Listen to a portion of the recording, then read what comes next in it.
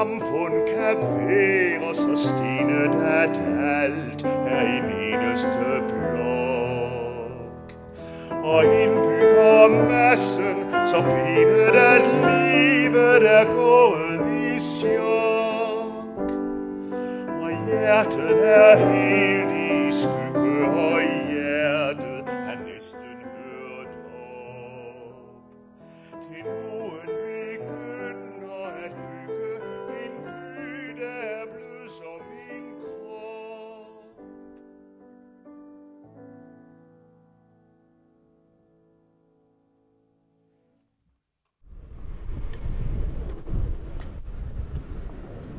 Det er mandag, og pastor Larsen er som altid travlt optaget af sine sognebørns ve og vel.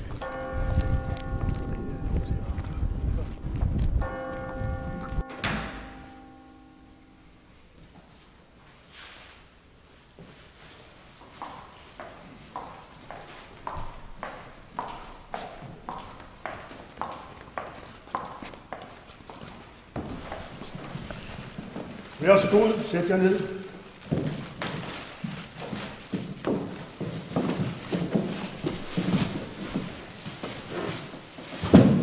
Og hvad bringer så jer hid? Jamen, det var da dig, som bragte os ind. Hvordan står det til i hjemmet? Jo, men det går fint. Vi har lige været ude og handle ind, og var faktisk på vej hjem for at drikke lidt kaffe. Kaffe. Erik, har I problemer? Nå, du tøver. Nogle problemer? Nå, vi glemte at købe opvaskemiddel. Gud ja, det glemte vi da, Erik. Men hvem havde indkøbslisten? Den havde jeg vist. Og hvad synes du om det, Erik? Nå, det kan jo ske. Ja, men hvilke signaler tror du, det er, Gitte forsøger at sende dig, når hun glemmer opvaskemidlet, selvom det var hende, der havde indkøbslisten? Altså, jeg sender da ikke nogen signaler. Gitte, hvorfor hader du Erik? Ej, men hvor får du dog det fra? Jamen, man kan da se på Erik, at han er ulykkelig. Ja, jeg har det da fint nok. Erik, mærk ordentligt efter.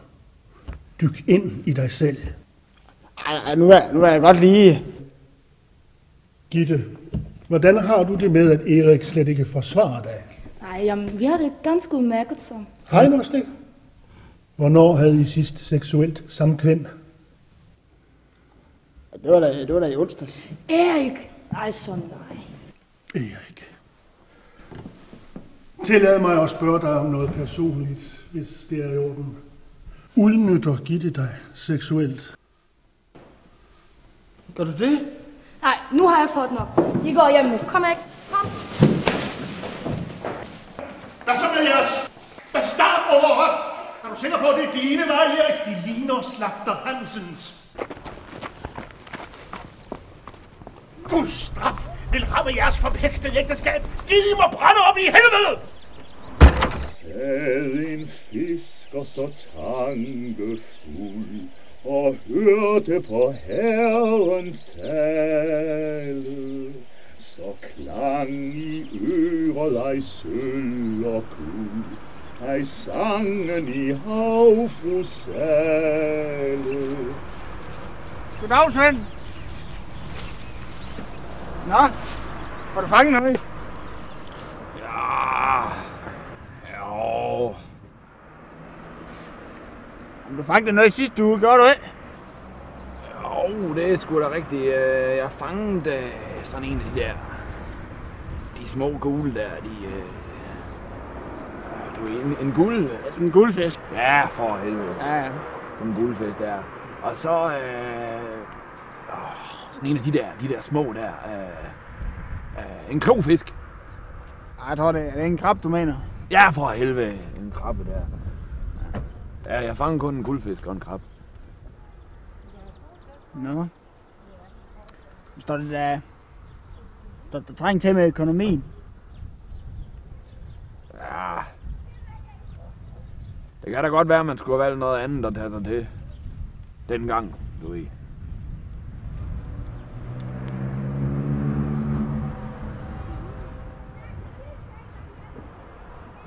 Ej, lad mig sige det sådan her til dig. Det er som om, at der ikke rigtig er overensstemmelse mellem geografisk placering og så erhvervet.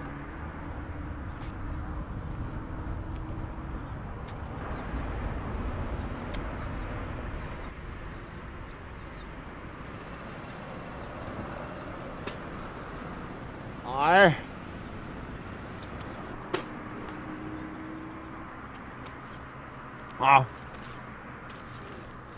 Jeg skal også tilbage på pinden. Så håber jeg, der bliver i dag.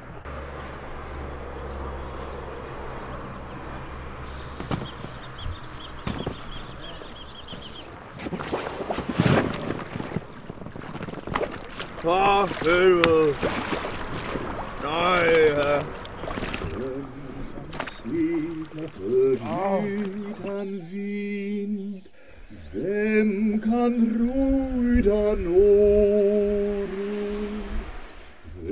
På byens café mødes små og store skæbner.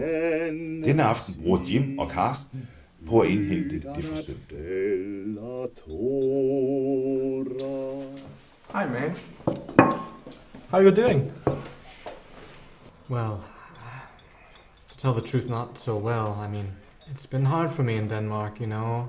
And Carsten, you and Khan and Troels are my only friends here, and I don't know the language or anything. I mean, I only moved here because Khan said she was pregnant, and we were going to have a baby together.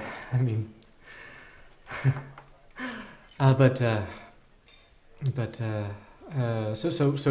So I was going to make a new life here. It was going to be wonderful, and so today I just felt so wonderful. I ran out and I got some sunflowers for Khan. You know how she loves sunflowers, and I walked over to the apartment. And I ran up to the top floor and I burst into the room and she and Troels were.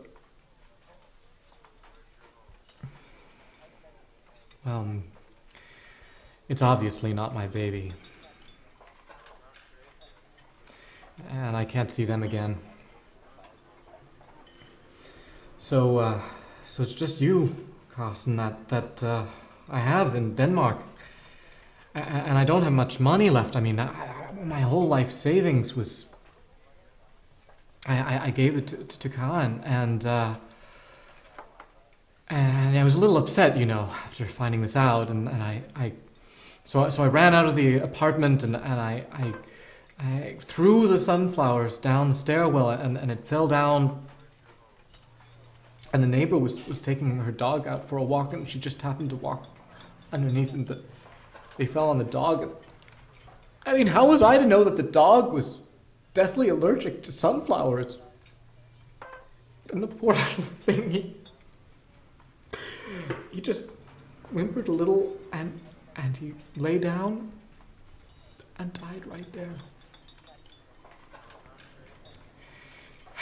And so of course she called the police, and you know, I'm here illegally now. I mean, my visa ran out, and I mean, we were going to get married. It didn't really matter, but so they arrested me for being here illegally and for killing a dog.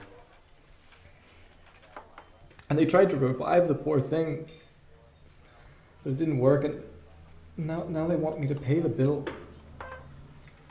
I mean, it's 5 million krona. I don't have 5 million krona. I give it all to Khan. So as they were taking me out to the car, I got a little desperate, and I just burst out running, and they were running after me, and I don't know how I got here. I gotta find some place to go next, and Carsten, I don't know. I just don't know, Carsten, what I'm going to do.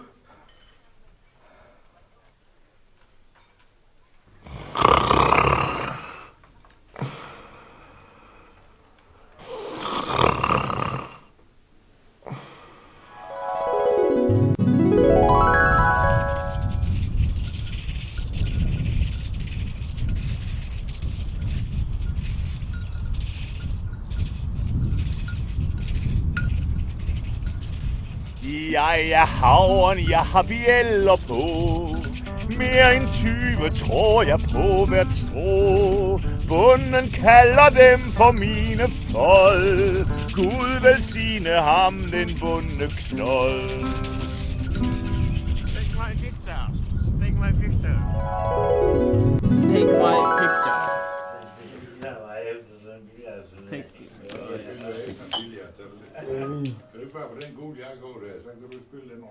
Er et yndigt land, de står med brede. De lokale fodboldentusiaster har inviteret byens eneste turist til at overvære fodboldlandskampen mellem Danmark og Japan.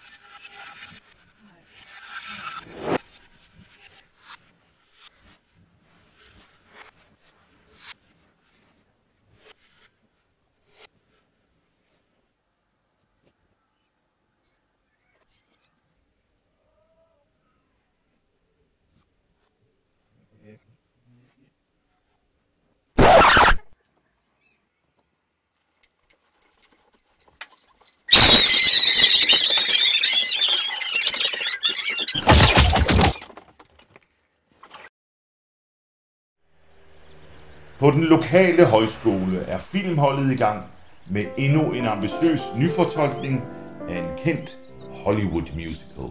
Det er i dag et solskinsvejr og søde vår, så er du der nær. Nu vil jeg klemme rent, da det var vinter.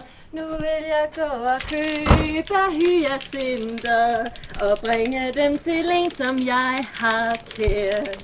Hun købte af de hvide og de blå. Hun købte af de smukkeste, hun så.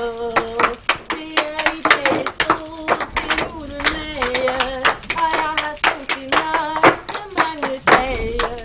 Og jeg kunne kysse med det lille klad. Lad det.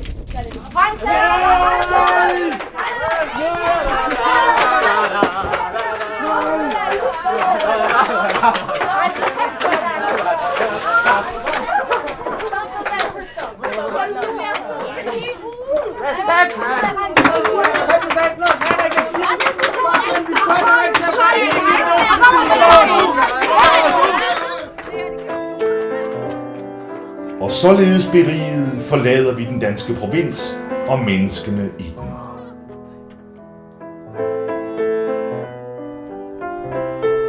Livet blomstrer videre i takt med græsset, fuglesang og kirkeklokkens klang.